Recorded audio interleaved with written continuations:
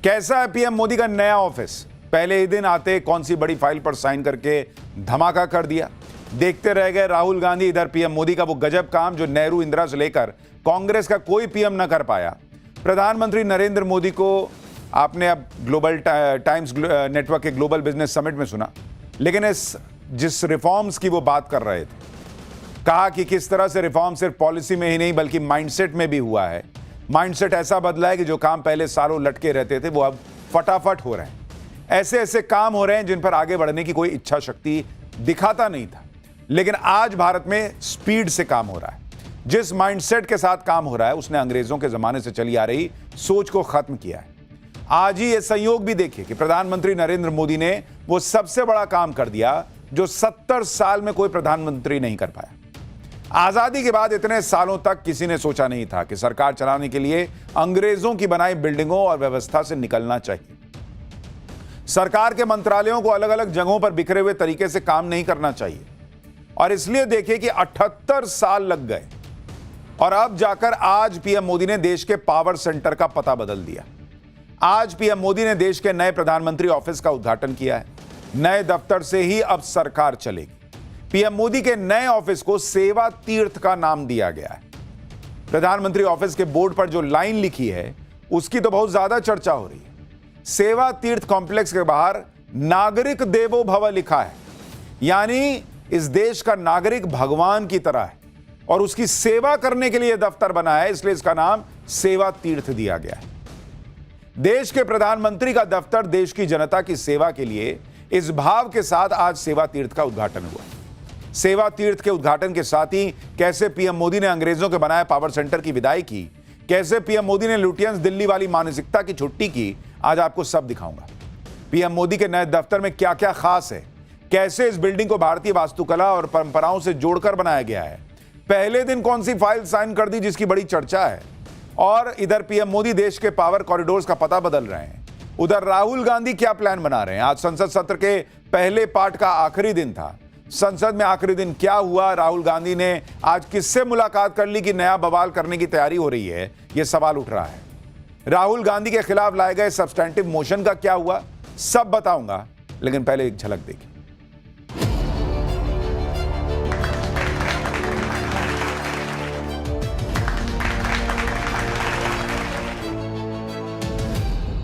और कर्तव्य भवन जैसे नए परिसर भारत की जनता की आकांक्षाओं को पूरा करने के लिए बने हैं।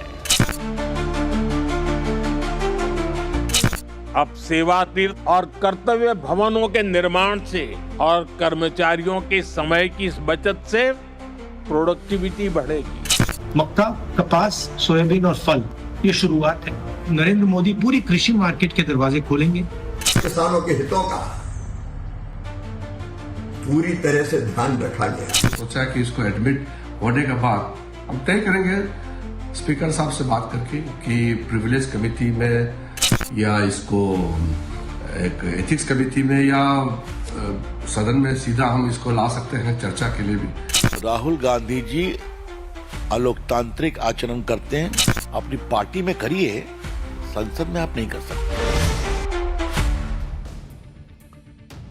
आप देखिए कि राहुल गांधी संसद में किताब लहराते रह गए, पोस्टर दिखाते रह गए। आज पीएम मोदी ने वो बड़ा काम निपटा दिया जो कोई प्रधानमंत्री नहीं कर पाया। विपक्ष इसी में उलझा रह गया कि मोदी का रास्ता रोक दो, भाषण रोक दो, हंगामा मचा दो, पोस्टर बना दो, किताब लहरा दो। इंडी वाले इसी में खुश हो जाते हैं। उधर पीएम मोदी चुपचाप अपने काम में लगे रहे। मदर ऑफ ऑल डील की, अमेरिका के साथ फादर ऑफ ऑल डील की, सबसे बड़ी डिफेंस डील कर रहे हैं, एआई समिट होस्ट कर रहे हैं जिसमें दुनिया के बड़े बड़े नेता आने वाले हैं। यानी नरेंद्र मोदी ने काम करने का तरीका और उनके काम करने का अलग ही लेवल सेट कर दिया है बॉस। और आज भी उन्होंने दो बड़े काम किए। दिन में नए प्रधानमंत्री दफ्तर सेवा तीर्थ की नाम पट्टिका का अनावरण किया और शाम को सेवा तीर्थ के साथ कर्तव्य भवनों का भी उद्घाटन किया। आज से प्रधानमंत्री दफ्तर जो अभी तक साउथ ब्लॉक कहलाता था उसे सेवा तीर्थ का नाम से जाना जाएगा। पीएम मोदी ने सेवा तीर्थ में पूजा की, उसके बाद यहां से अपने पहले आदेश पर साइन किया जिसके बारे में आगे बताऊंगा। शाम को पीएम मोदी ने सेवा तीर्थ के साथ कर्तव्य भवन 1 और 2 का लोकार्पण भी किया। इस कार्यक्रम में केंद्रीय मंत्री राजनाथ सिंह, मनोहर लाल खट्टर और जितेंद्र सिंह भी थे। इस मौके पर पीएम मोदी ने डाक टिकट और सेवा तीर्थ स्मारक सिक्के का विमोचन किया। सेवा तीर्थ के उद्घाटन के बाद पीएम मोदी ने इसकी जरूरत के बारे में भी बताया। पीएम मोदी ने कहा कि जो पुरानी इमारतें हैं उनको ब्रिटिश राजा महाराजाओं की सोच के हिसाब से बनाया गया था और इनका मकसद भारत को सदियों तक गुलामी की जंजीरों में जकड़े रहना था, जिनसे अब भारत बाहर आ रहा है पूरी तरीके से। सुनिए जरा। ये इमारतें ब्रिटिश साम्राज्य के प्रतीक के तौर पर बनाई गई थी। इन इमारतों को बनाने का मकसद भारत को सदियों तक गुलामी की जंजीरों में जकड़े रखना था। अंग्रेजी हुकूमत की जरूरतों और उसकी सोच को ध्यान में रखकर नॉर्थ ब्लॉक, साउथ ब्लॉक जैसी इमारतें बनाने का काम शुरू हुआ। उस दौर में ये भवन ब्रिटेन के महाराजा की सोच को गुलाम भारत की जमीन पर उतारने का माध्यम थे। रायसीना हिल्स का चुनाव भी इसलिए किया गया कि इमारतें अन्य इमारतों से ऊपर रहे, कोई उनकी बराबरी ना कर सके। अब संयोग से सेवा तीर्थ का ये पूरा परिसर किसी पहाड़ी पर न होकर जमीन से ज्यादा जुड़ा है। नए प्रधानमंत्री दफ्तर, सेवा तीर्थ और कर्तव्य भवनों के बाद सरकार के काम करने का तरीका भी बदल जाएगा कहा जा रहा है। काम और तेजी से हो पाएगा, जिससे समय और संसाधनों की बचत हो। क्योंकि आप देखिए, सेवा तीर्थ एक इंटीग्रेटेड कॉम्प्लेक्स है और इसके 3 हिस्से हैं। पहला हिस्सा प्रधानमंत्री कार्यालय, जिसको पीएमओ कहते हैं। दूसरा हिस्सा है नेशनल सिक्योरिटी काउंसिल सेक्रेटेरिएट और तीसरा हिस्सा है कैबिनेट सेक्रेटेरिएट। कर्तव्य भवन 1 और 2 में अलग अलग मंत्रालय होंगे, यानी पूरी सरकार अब एक जगह से ऑपरेट हो रही होगी। सेवा तीर्थ और कर्तव्य भवन ये सब सेंट्रल विस्टा का हिस्सा है। सेंट्रल विस्टा के तहत ही नई संसद का निर्माण हुआ है। वही सेंट्रल विस्टा जिसके लिए कहा गया था कि नरेंद्र मोदी अपना महल बनवा रहे हैं, यह है वो महल। सेवा तीर्थ, नागरिक देवो भव, जिसको विपक्ष महल बता रहा था। मकसद है कि सरकार के सारे अंगों को एक जगह पर लाया जाए ताकि काम में और तेजी आ सके। प्रधानमंत्री मोदी ने भी कहा कि भारत सरकार के कई मंत्रालय दिल्ली में 50 से ज्यादा जगहों पर अलग अलग इमारतों में चल रहे हैं और इसके किराए भर में हर साल 1,500 करोड़ रुपया खर्चा हो जाता है। कर्तव्य भवन बनने से यह खर्च भी बचेगा। जैसे आजादी के इतने दशकों के बाद भी भारत सरकार के अनेकों मंत्रालय दिल्ली के 50 से ज्यादा अलग अलग स्थानों से चल रहे हैं। हर साल इन मंत्रालयों की इमारतों के किराए पर ही प्रति वर्ष 1,500 करोड़ रुपए से ज्यादा खर्च हो रहे हैं। हर रोज 8 से 10,000 कर्मचारियों को एक इमारत से दूसरी इमारत में जाने का लॉजिस्टिक खर्च अलग होता था। अब सेवा तीर्थ और कर्तव्य भवनों के निर्माण से ये खर्च कम होगा, समय बचेगा और कर्मचारियों के समय की इस बचत से प्रोडक्टिविटी बढ़ेगी। सेवा तीर्थ और कर्तव्य भवन के उद्घाटन से ब्रिटिश रूल और गुलामी का प्रतीक इमारतों से सरकार अब नहीं चलेगी। नई दिल्ली के जिस लुटियन जोन से केंद्र सरकार ऑपरेट करती है, उसे ब्रिटिश शासन के दौर में उनकी सुविधा और सोच के हिसाब से बनाया गया था। अंग्रेजों ने अपने हिसाब से इन इमारतों को नाम दिए थे, जो गुलामी के प्रतीक की तरह सालों से भारत के साथ चिपके हुए थे। पीएम मोदी ने 2014 के बाद से इसमें बदलाव करना शुरू किया। पीएम मोदी भारत को भारतीयता से भरपूर नई पहचान दे रहे हैं। और आप देखिए, प्रधानमंत्री दफ्तर का नाम सेवा तीर्थ कर दिया, केंद्रीय सचिवालय का नाम कर्तव्य भवन कर दिया, राजपथ को बदल के कर्तव्य पथ कर दिया, रेस कोर्स रोड अब लोक कल्याण मार्ग है, राज्यपालों के आवास राजभवन अब लोक भवन कहला रहे हैं। प्रधानमंत्री मोदी ने कहा कि साउथ ब्लॉक और नॉर्थ ब्लॉक जैसी इमारतें ब्रिटिश सोच को लागू करने के लिए बनी थी, लेकिन सेवा तीर्थ और कर्तव्य भवन देशवासियों की उम्मीदों को पूरा करने का आधार बनेंगे। क्योंकि जब आप काम ही किसी को एड्रेस ही बताएंगे, कहां ना सेवा तीर्थ, आपके मुंह से भी जब सेवा तीर्थ निकलेगा तो ध्यान में आएगा कि अरे यार सेवा करनी है। कर्तव्य भवन आना है तो कर्तव्य मेरा क्या है ये याद आएगा आपको, और इसलिए इन नामों के बड़े मायने हैं। सुनिए पीएम ने क्या कहा है। साउथ ब्लॉक और नॉर्थ ब्लॉक जैसी इमारतें जहां ब्रिटिश हुकूमत की सोच को लागू करने के लिए बनी थी, वहीं आज मैं गर्व के साथ कह सकता हूं कि सेवा तीर्थ और कर्तव्य भवन जैसे नए परिसर भारत की जनता की आकांक्षाओं को पूरा करने के लिए बने हैं। यहां से जो फैसले होंगे वो किसी महाराजा की सोच को नहीं, 140 करोड़ देशवासियों की अपेक्षाओं को आगे बढ़ाने का आधार बनेंगे। प्रधानमंत्री मोदी का नया दफ्तर सिर्फ एक इमारत नहीं है, बल्कि ये आत्मनिर्भर होते नए भारत का प्रतीक है। सेवा तीर्थ की खासियत की बात करें तो सेवा तीर्थ परिसर करीब 2,26,000 वर्ग फुट में फैला है। इसे बनाने में करीब 1,189 करोड़ रुपए की लागत आई है। सेवा तीर्थ परिसर पूरी तरह हाईटेक बनाया गया है। हाई स्पीड इंटरनेट है, डिजिटल आर्काइव है, आधुनिक कॉन्फ्रेंस रूम है, सुरक्षा के लिए स्मार्ट एक्सेस कंट्रोल सिस्टम है, मॉनिटरिंग नेटवर्क और एडवांस एनर्जी इंफ्रास्ट्रक्चर लगा हुआ है। यानी अब मोदी सरकार नई पहचान के साथ नए पते से चलेगी। लेकिन सेवा तीर्थ और कर्तव्य भवन बनने के बाद अब नॉर्थ और साउथ ब्लॉक का क्या होगा, इसका जवाब भी पीएम मोदी ने दिया। पीएम मोदी ने कहा कि पुरानी इमारतें भारतीय इतिहास का अमर हिस्सा रहेंगी। इन इमारतों से भारत के विकास और बदलाव से जुड़े कई बड़े फैसले लिए गए। इन इमारतों को अब म्यूजियम में बदला जाएगा। पुराने भवन में बिताए गए वर्षों की स्मृतियां हमारे साथ रहेगी। अलग अलग समय की चुनौतियों से जूझते हुए वहां से कई महत्वपूर्ण फैसले किए गए हैं।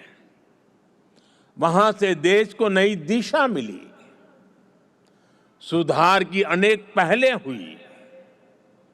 वो परिसर, वो इमारत भारत के इतिहास का अमर हिस्सा है। इसलिए हमने उस भवन को देश के लिए समर्पित म्यूजियम बनाने का फैसला किया है। नए प्रधानमंत्री ऑफिस यानी सेवा तीर्थ से पीएम मोदी ने जो सबसे पहला फैसला किया उसकी भी बड़ी चर्चा हो रही है। पीएम मोदी ने सेवा तीर्थ से महिलाओं, युवाओं और संवेदनशील नागरिकों से जुड़े फैसलों पर साइन किया। प्रधानमंत्री ने पीएम राहत स्कीम की लॉन्चिंग को मंजूरी दी। यह देश के हर नागरिक के लिए जीवन रक्षक सुरक्षा योजना है। इसके तहत दुर्घटना के शिकार लोगों को नकद भुगतान के जरिए इलाज मिलेगा। इस इलाज की सीमा 1.5 लाख रुपए होगी। एक्सीडेंट होने पर इलाज नहीं होने से किसी की जान नहीं जाएगी। पीएम मोदी ने लखपति दीदियों से जुड़ा बड़ा फैसला लिया। 3 करोड़ लखपति दीदी बनाने का टारगेट समय से पहले पूरा हो गया है। अब मार्च 2029 तक 6 करोड़ लखपति दीदी बनाने का लक्ष्य रख दिया गया है। पीएम मोदी ने सेवा तीर्थ से किसानों को भी सौगात दी। एग्रीकल्चर इंफ्रास्ट्रक्चर फंड को 1 लाख करोड़ रुपए से बढ़ाकर 2 लाख करोड़ कर दिया गया। पीएम मोदी ने इनोवेशन इकोसिस्टम और युवाओं के लिए भी बड़ा फैसला किया। पीएम मोदी ने 10,000 करोड़ के फंड के साथ स्टार्टअप इंडिया FOF 2.0 को मंजूरी दे दी। यानी पहले दिन नए दफ्तर में जो बड़े फैसले हुए उसमें महिलाएं भी थीं, युवा भी था, गरीब भी था, किसान भी था। वही किसान जिसके लिए राहुल गांधी माहौल बनाने का, अरे मोदी तो किसान को बर्बाद कर दिए अमेरिका से डील करके। पहला फैसला किसानों को लेकर कर रहे थे वो। सेवा तीर्थ और कर्तव्य भवन, ये सब सेंट्रल विस्टा प्रोजेक्ट का हिस्सा है। नरेंद्र मोदी कोई भी रिफॉर्म करते हैं, कांग्रेस और इंडी वालों को आग लगनी तय है, लेकिन नरेंद्र मोदी ने हमलों से रुकते तो है नहीं। आप देखिए कि कैसे पीएम मोदी बड़े बड़े कामों को ताबड़तोड़ निपटा रहे हैं। 27 जनवरी यूरोपीय यूनियन से mother of all deal sign की, 2 फरवरी अमेरिका से ट्रेड डील डन की, 12 फरवरी फ्रांस से सबसे बड़ी डिफेंस डील पर मुहर लगी, 16 फरवरी से भारत में पहली बार ग्लोबल एआई समिट हो रहा है जिसकी दुनिया भर में चर्चा हो रही है। पीएम मोदी भारत में मेगा एआई समिट करवा रहे हैं। यह भारत का पहला एआई ग्लोबल समिट है जिसकी भयंकर चर्चा है बॉस। आप इसके बारे में सुनेंगे तो होश उड़ जाएंगे। सरकार की तरफ से जो जानकारी दी गई है उसके मुताबिक एआई समिट में 100 से ज्यादा देश आ रहे हैं, 15 से ज्यादा देशों के प्रमुख आ रहे हैं, 100 से ज्यादा कंपनियों के सीईओज आ रहे हैं, 500 से ज्यादा सेशंस होने वाले हैं। आप सोचिए, जिस एआई को दुनिया का भविष्य कहा जा रहा है उसका सबसे बड़ा समिट पीएम मोदी करवा रहे हैं, और यह ग्लोबल साउथ का पहला एआई समिट होगा। इस समिट में फ्रांस के राष्ट्रपति आ रहे हैं, ब्राजील के राष्ट्रपति आ रहे हैं, स्पेन के राष्ट्रपति, स्विट्जरलैंड के राष्ट्रपति, नीदरलैंड के प्रधानमंत्री सब पहुंच रहे हैं। इसके अलावा 45 देशों से मंत्रियों का समूह आ रहा है। Google, deep mind, open AI के सीईओज आ रहे हैं। निविडिया, माइक्रोसॉफ्ट, मेटा, क्वालकॉम जैसे कंपनियों के सीईओ आ रहे हैं। मतलब दुनिया भर के बड़े बड़े लोग, सबसे शार्प माइंड्स, उनका जमावड़ा लग रहा है।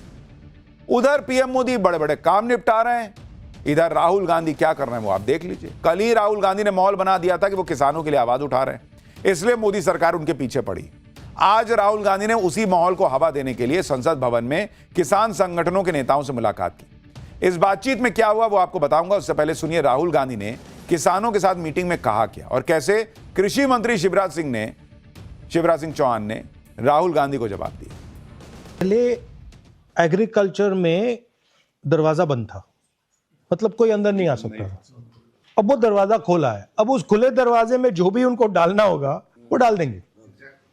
मेन कॉन्सेप्ट ये नहीं है कि भैया सोया पे है, इस पे है, उस पे है। मेन कॉन्सेप्ट है कि भैया आपने दरवाजा खोल दिया, अब वो दरवाजे में से कुछ भी आ सकता है, कुछ भी जा सकता है, जो भी। पहली बात। दूसरी बात, मुझे इस डील में ये समझ नहीं आ रहा है कि हिंदुस्तान को क्या मिला। मतलब हमने टैरिफ दे दिया, हमने एग्रीकल्चर दे दिया, हमने डेटा दे दिया, मगर मुझे समझ नहीं आ रहा मैं मिला क्या। Nothing, so zero. ना किसानों को कुछ दिया ना किसी। ठीक है, हमारी पहले टैरिफ जो थी मतलब उसको भी इंक्रीज कर दिया। पहले हमारी 3% होती थी, उसको 18 कर दिया, उनका नीचे कर दिया। तो मतलब मुझे समझ ही नहीं आ रहा है कि इसमें है क्या। मतलब हमारे लिए कुछ नहीं है। आपने जो कहा, हम तो तैयार हैं फुली इसको सपोर्ट करने में, क्योंकि ये देश के लिए बिल्कुल इन्होंने गलत कर दिया। हमारे अनाज उत्पादक किसान गेहूं, चावल, मक्का, सोया, मोटा अनाज पैदा करने वाले किसानों के हितों का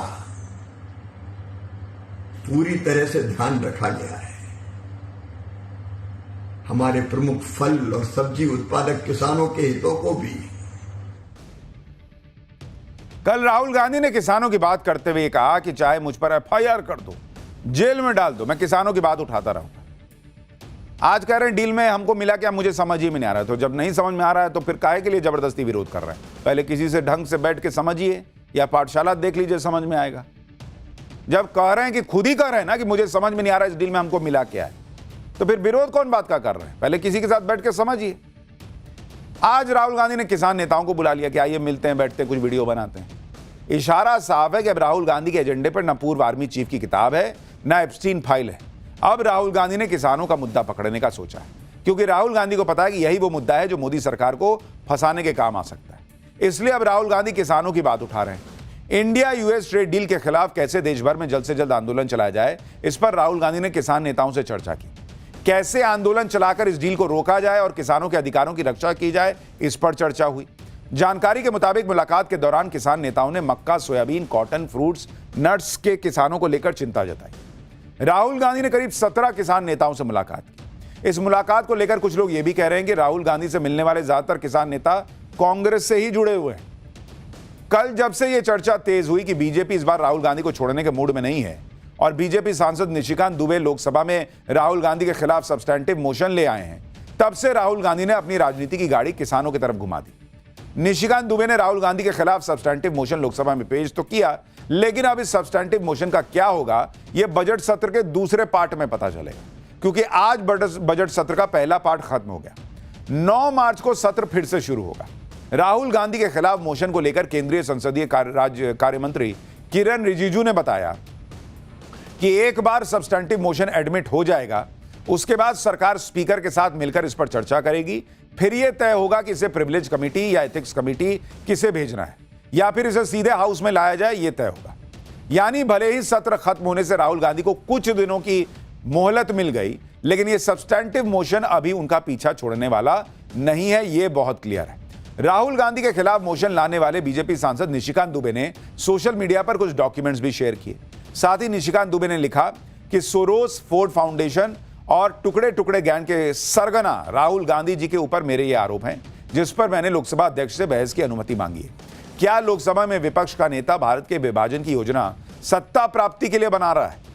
निशिकांत दुबे ने जो डॉक्यूमेंट साझा किए उसमें उन्होंने राहुल गांधी के खिलाफ एक संसदीय जांच समिति बनाने की मांग रखी।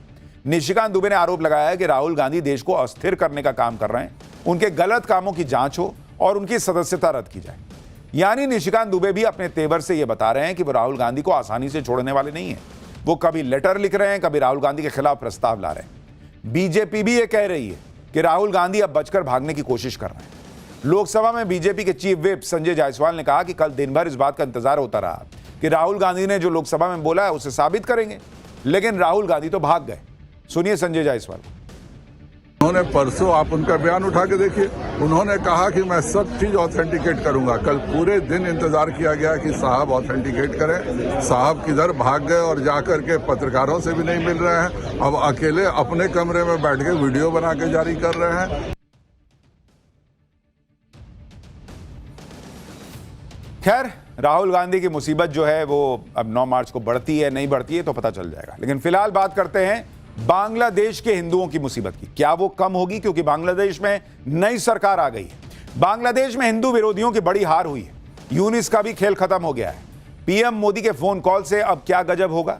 बांग्लादेश के चुनाव नतीजे पर हर हिंदू की नजर थी, क्योंकि जिस तरह से वहां पर हिंदुओं पर अत्याचार हुए, जिस तरह से वहां पर कट्टरपंथियों ने उत्पात मचाया हुआ था, उसमें हिंदुओं के लिए सवाल यही था कि ये कट्टरपंथी चुनाव जीत गए तो क्या ही होगा। लेकिन ऐसा हुआ नहीं। हिंदू विरोधी कट्टरपंथियों की बड़ी हार बांग्लादेश के चुनाव में हुई। कट्टरपंथियों को शह देने वाले मोहम्मद यूनुस का भी खेल खत्म होता दिखा, क्योंकि 18 महीनों से भयंकर उथल पुथल से जूझ रहा बांग्लादेश नए बदलाव की दहलीज पर पहुंच चुका है। 17 साल के लंबे इंतजार के बाद बांग्लादेश लौटे पूर्व प्रधानमंत्री खालिदा जिया के बेटे तारिक रहमान का बांग्लादेश का नया पीएम बनना करीब करीब तय है। बस उनके शपथ ग्रहण का आधिकारिक ऐलान होना बाकी है। तारिक रहमान, जिनको आप देख रहे हैं ऐसे हाथ हिला रही है, ये तारिक रहमान खालिदा जिया के बेटे हैं। तारिक रहमान बांग्लादेश के इतिहास में करीब 35 साल बाद वो पुरुष हैं जो प्रधानमंत्री बनने वाले हैं। इसके पहले सिर्फ महिलाएं ही प्रधानमंत्री हैं। बांग्लादेश में तारिक रहमान की पार्टी बीएनपी को आम चुनावों में 2/3 सीटें मिलने को देश के लिए नई शुरुआत माना जा रहा है। चुनावों में तारिक रहमान का सीधा मुकाबला कट्टरपंथी जमाते इस्लामी के शफीकुर रहमान से था, जिनकी पार्टी को बांग्लादेश की अंतरिम सरकार के प्रमुख मोहम्मद यूनुस का भी पर्दे के पीछे से समर्थन मिल रहा था, क्योंकि पूर्व पीएम शेख हसीना की पार्टी अवामी लीग पर चुनाव से पहले ही बैन लग गया था, तो वो तो रेस में थे ही नहीं। आज पाठशाला में आपको बताने जा रहा हूं कि तारिक रहमान के हाथों में बांग्लादेश की बागडोर आने से भारत बांग्लादेश के रिश्तों पर क्या असर पड़ेगा। बांग्लादेश में हिंदुओं पर जो अत्याचार हो रहा था, क्या वो रुक जाएगा? तारिक रहमान की ऐतिहासिक जीत के बाद पीएम मोदी ने फोन पर उनसे क्या बात की है?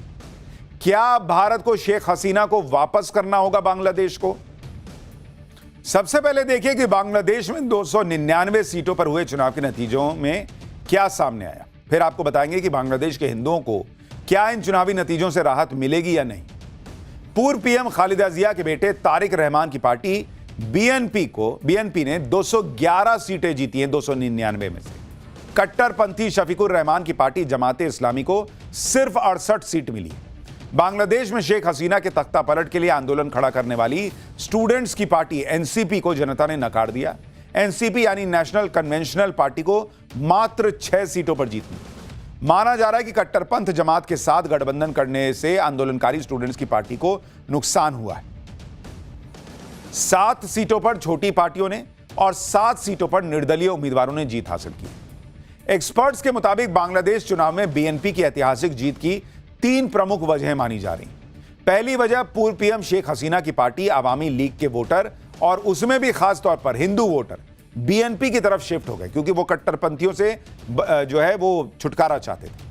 दूसरी वजह मोहम्मद यूनुस के खुले समर्थन के बाद भी कट्टरपंथी जमात का पुराना इतिहास उनकी जीत के आड़े आ गया। बांग्लादेश के लोग इस बात को नहीं भूल पाए कि बांग्लादेश के मुक्ति संग्राम को जमात ने विरोध किया था। तीसरी वजह शेख हसीना सरकार का तख्ता पलट करने में अहम भूमिका निभाने वाली स्टूडेंट्स की एनसीपी यानी नेशनल सिटीजन पार्टी को आपसी टूट और जमात से गठबंधन करना भारी पड़ा। लोगों ने उन्हें पूरी तरह खारिज कर दिया। बांग्लादेश के चुनाव में वहां के हिंदुओं ने बीएनपी पर इसलिए भी भरोसा किया क्योंकि भाई शेख हसीना की पार्टी आवामी लीग चुनाव लड़ तो रही थी नहीं, उस पर तो बैन लगा दिया गया था। अब विकल्प में बचता था बीएनपी, उसके अलावा था जमाते इस्लामी। भाई जमाते इस्लामी के साथ जाना मतलब नरसंहार झेलना था क्योंकि उसका इतिहास ही है 1971 से हिंदुओं के नरसंहार में शामिल होने का। ऐसे में बांग्लादेश के हिंदुओं को बीएनपी की सरकार आने पर उन पर हो रहे अत्याचारों पर लगाम लगने की उम्मीद नजर आई। और इसकी वजह क्या है? देखिए 17 साल बाद जब चुनाव से पहले तारिक रहमान लंदन से बांग्लादेश लौटे तो उन्होंने अपने पहले ही भाषण में कहा था कि बांग्लादेश मुसलमान, हिंदुओं, बौद्धों, ईसाइयों और सभी धर्मों के मानने वालों का है और वो सभी के लिए एक सुरक्षित बांग्लादेश चाहते हैं। अपने चुनावी वादों में भी हिंदुओं की सुरक्षा का उन्होंने भरोसा दिया है और कहा है कि हिंदुओं और दूसरे अल्पसंख्यकों की जान, संपत्ति और पूजा स्थलों की सुरक्षा के लिए सख्त कानून बनाए जाएंगे। ऐसे में बांग्लादेश के हिंदुओं को शायद लगा कि लंदन में 17 साल रहने के दौरान हो सकता है तारिक रहमान ने नया बांग्लादेश बनाने जैसा कोई ब्लूप्रिंट तैयार किया हो जिसमें हिंदुओं को भी सम्मान मिलेगा, क्योंकि बीएनपी भी कोई बहुत हिंदुओं से मोहब्बत करने वाली पार्टी पहले नहीं रही है। अब बदल गई हो, हालात बदल गए इसलिए बदल जाए, कह नहीं सकते। आप देखें कि शेख हसीना की पार्टी आवामी लीग के हिंदू वोट किस तरह से बीएनपी की तरफ शिफ्ट हुए। बीएनपी को आवामी लीग के गढ़ माने जाने वाले हिंदू बहुल गोपालगंज के अलावा खुलना, सिलहट, चटगांव, ठाकुरगंज में बंपर जीत मिली। गोपालगंज जिले में जहां करीब 22% हिंदू आबादी है, यहां की तीनों सीटों पर बीएनपी को जीत मिली। पूर्व पीएम शेख हसीना की हिंदू वोटों पर पकड़ इतनी मजबूत रही कि वो खुद भी गोपालगंज सीट से ही चुनाव लड़ती थी। वो गोपालगंज भी बीएनपी जीत गई, यानी शेख हसीना का सारा हिंदू वोट जो है वो बीएनपी की तरफ चला गया। बांग्लादेश में बीएनपी जीत तो गई, भर भर के हिंदुओं के वोट भी मिल गए, लेकिन हिंदुओं के पास विकल्प भी नहीं था। एक तरफ घनघोर कट्टरपंथी थे तो दूसरी तरफ बीएनपी जैसे कम कट्टरपंथी, यानी बांग्लादेश के हिंदुओं को बहुत खराब और कम खराब में से किसी एक को चुनना, यानी ज्यादा खराब और कम खराब के बीच में से उन्होंने बीएनपी को चुना जो कम खराब नजर आती है जैसे ही आप कट्टरपंथियों को देखते हैं। इसलिए आप देखिए कि बांग्लादेश के चुनाव में बंपर जीत के साथ ही तारिक रहमान की पार्टी बीएनपी ने तेवर दिखाने शुरू कर दिए। बीएनपी ने कहा कि भारत के सामने शेख हसीना का मुद्दा उठाया जाएगा। बीएनपी भारत से शेख हसीना के प्रत्यर्पण की मांग करेगी। बीएनपी सरकार की तरफ से आधिकारिक तौर पर अपील की जाएगी, ट्रायल का सामना करने के लिए शेख हसीना को वापस भेजा जाए। हालांकि बीएनपी के नेता ने यह भी कहा कि दोनों देशों के विदेश मंत्रालय नियमों के हिसाब से इस पर काम करेंगे। यानी बीएनपी ने अब भी इस मुद्दे पर बातचीत करने की गुंजाइश छोड़ी है। ऐसा इसलिए हो रहा है क्योंकि तारिक रहमान और बीएनपी भी जानते हैं कि नरेंद्र मोदी जब से प्रधानमंत्री बने उन्होंने हमेशा नेबरहुड फर्स्ट पॉलिसी पर जोर दिया है और आज भी बांग्लादेश के चुनावी नतीजे आते ही पीएम मोदी ने पहले चुनाव में जीत के तुरंत बाद तारिक रहमान को बधाई दी और फिर नतीजे आने के कुछ घंटों बाद उनसे फोन पर बात भी की। दोनों देशों के रिश्ते पटरी पर लाने की पहल खुद पीएम मोदी ने की। तारिक रहमान से फोन पर हुई बात की जानकारी पीएम मोदी ने खुद ट्वीट करके दी और लिखा कि तारिक रहमान से बात करके खुशी हुई, उन्हें बांग्लादेश चुनाव में शानदार जीत के लिए बधाई दी, बांग्लादेश के लोगों की उम्मीदों को पूरा करने की उनकी कोशिशों के लिए अपनी शुभकामनाएं और समर्थन दिया। दो करीबी पड़ोसियों के तौर पर जिनके ऐतिहासिक और सांस्कृतिक रिश्ते बहुत गहरे हैं, मैंने दोनों देशों के लोगों की शांति, तरक्की और खुशहाली के लिए भारत के कमिटमेंट को फिर से दोहराया। यानी पीएम मोदी ने क्लियर मैसेज दिया है तारिक रहमान को कि भाई भारत तुम्हारे साथ बेहतर रिश्ते बनाने को तैयार है, बशर्ते कि तुम हिसाब से चलो, हिंदुओं पे अत्याचार ना करो, पाकिस्तान की गोद में ना जाके बैठ जाओ, चीन की गोद में ना जाके बैठ जाओ। तारिक रहमान की पार्टी बीएनपी ने भी बधाई के लिए पीएम मोदी का आभार जताने में देर नहीं लगाई। मोदी की बधाई का स्वागत किया और दोनों देशों के बीच मैत्रीपूर्ण संबंधों पर जोर दिया। और 2 पड़ोसी देशों के बीच रिश्ते मजबूत होने की उम्मीद जताई। बीएनपी भारत से रिश्ते सुधारने को अहमियत दे रही क्योंकि बांग्लादेश और भारत की करीबी से साउथ एशिया का पावर बैलेंस बदल सकता है। आप देखिए कि बांग्लादेश में बीएनपी की जीत का भारत पर क्या असर होगा। सबसे बड़ा मुद्दा तो शेख हसीना का है, जो तख्ता पलट के बाद भारत में रह रही हैं, जिसके बारे में बात करने का इशारा बीएनपी ने ऑलरेडी दे दिया। बांग्लादेश में अब चुनी हुई सरकार है तो भारत पर शेख हसीना को वापस भेजने का दबाव भी बढ़ेगा।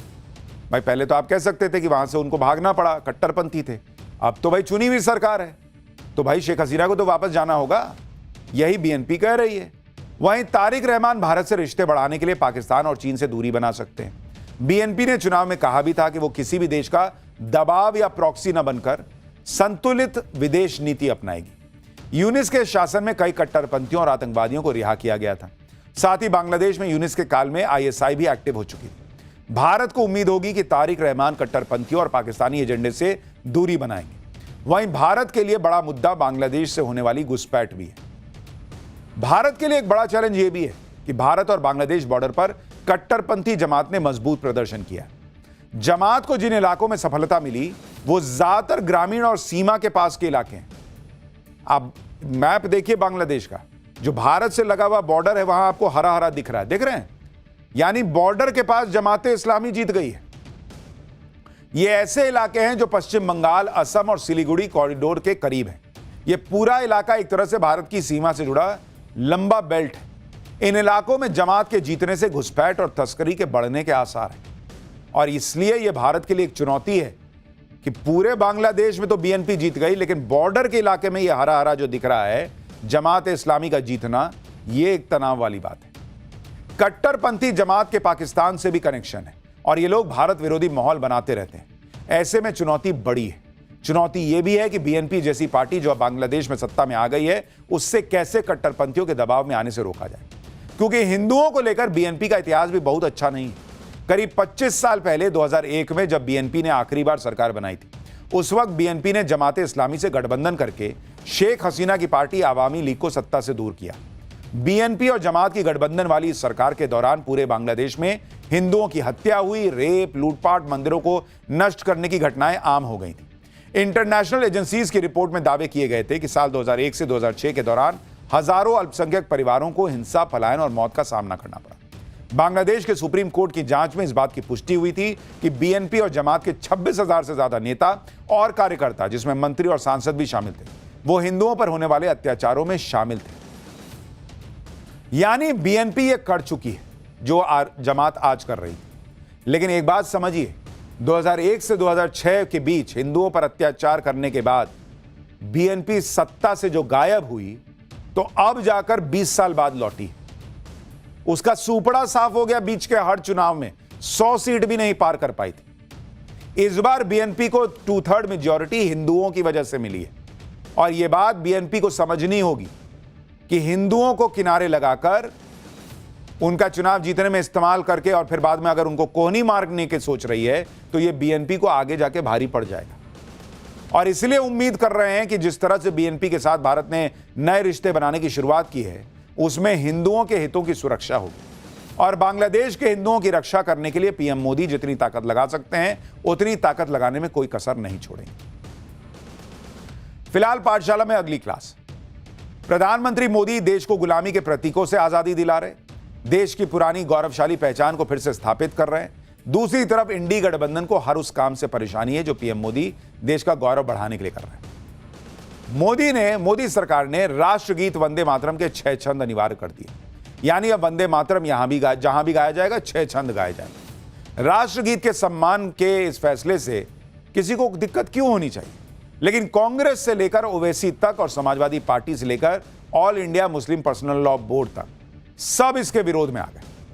प्रधानमंत्री मोदी का विरोध करना है तो जमकर करिए, लेकिन मोदी विरोध में वंदे मातरम का विरोध हो रहा है। वंदे मातरम का विरोध करने वालों को आज यूपी के सीएम योगी आदित्यनाथ ने करारा जवाब दिया। योगी आदित्यनाथ ने उत्तर प्रदेश विधानसभा में वंदे मातरम पर विपक्ष को आड़े हाथों लिया। सीएम योगी ने कहा कि जो भी वंदे मातरम का विरोध करे उसके कान पकड़ के उसको बाहर कर देना चाहिए। बाबर की कब्र में सजदा की इसका समर्थन करते हैं और वंदे मातरम का विरोध करते हैं। माफियाओं की कब्र में फतिया पड़ने के लिए जाते हैं। कर रहे हैं आपकी पार्टी के नेता सब बोल रहे हैं, संसद में भी देखो ना, सभी नेता बोल रहे हैं, कांग्रेस के भी और सपा के भी बोल रहे हैं, कह रहे हैं कि वंदे मातरम नहीं गाएंगे। पार्टी में ये लागू होना चाहिए। जैसे हम कह सकते हैं कि भारतीय जनता पार्टी के हर कार्यक्रम में वंदे मातरम का कोई अपमान नहीं कर सकता है, ऐसे कांग्रेस को भी डंके की चोट पे कहना चाहिए, और जो व्यक्ति वंदे मातरम का विरोध करता है कान पकड़ करके उसको धक्का दे करके बाहर करना चाहिए। वंदे मातरम का जो विरोध करेगा वो वहीं जाए जहां पर उसको ये विरोध के स्वर दिखाई देते हों। हिंदुस्तान की धरती पे तो नहीं उसको रहने का कोई अधिकार मिलना चाहिए। भाई सीएम योगी आदित्यनाथ बिना लाग लपेट के बोलते हैं, और इसलिए उन्होंने बोल दिया जो वंदे मातरम का विरोध कर रहा है उसका कान पकड़ो, धकिया के बाहर कर दो। योगी आदित्यनाथ ने वंदे मातरम पर विपक्ष को करारा जवाब तो दिया ही, साथ ही उन मुद्दों पर भी पलटवार किया जिसके आधार पर विपक्ष उनको घेर रहा था। प्रयागराज के माघ मेले में शंकराचार्य अविमुक्तेश्वरानंद को लेकर भयंकर विवाद हो गया था। अविमुक्तेश्वरानंद माघ मेले में स्नान के लिए अपनी पालकी पर सवार होकर जा रहे थे। प्रशासन ने कहा कि भाई उतर के चले जाइए, कुछ गड़बड़ ना हो जाए, धक्का मुक्की ना हो जाए। इसी पर अविमुक्तेश्वरानंद के समर्थकों और पुलिस के बीच झड़प होने की भी बात हुई। अविमुक्तेश्वरानंद विवाद पर विपक्ष ने सीएम योगी पर निशाना साधा। अखिलेश यादव ने कहा था कि योगी सरकार साधु संतों के साथ अत्याचार कर रही है। कांग्रेस ने शंकराचार्य विवाद पर बीजेपी को घेरा था। इस पूरे विवाद के दौरान सीएम योगी ने कई बार विपक्ष पर पलटवार किया, और आज विधानसभा के अंदर सीएम योगी ने एक बार फिर इस विवाद पर खुलकर अपनी बात कही। सीएम योगी ने कहा कि जो भी मर्यादित व्यक्ति होगा वो इस तरह के विवाद उत्पन्न ही नहीं करेगा। 4.5 करोड़ श्रद्धालु जहां पर आए हों, वहां पर जो एग्जिट गेट है जहां से श्रद्धालु बाहर निकल रहा है स्नान करके, उस द्वार, उस पेंटून से, उस मार्ग से किसी को बाहर निकलने का कोई वो नहीं, क्योंकि उससे अंदर जाने का कोई प्रयास करता है तो एक नए स्टैम्पेड को जन्म देता है, वहां पे नए भगदड़ को जन्म देता है, श्रद्धालुओं के जीवन के साथ खिलवाड़ करता है। एक जिम्मेदार और मर्यादित व्यक्ति कभी इस प्रकार का आचरण नहीं कर सकता है। यानी योगी आदित्यनाथ ने साफ कहा कि वहां भगदड़ मच सकती थी, श्रद्धालुओं की जान जा सकती थी, और इसलिए उनको अविमुक्तेश्वरानंद को रोका गया। For more of such videos, do like, share and subscribe to ET Now Swadesh.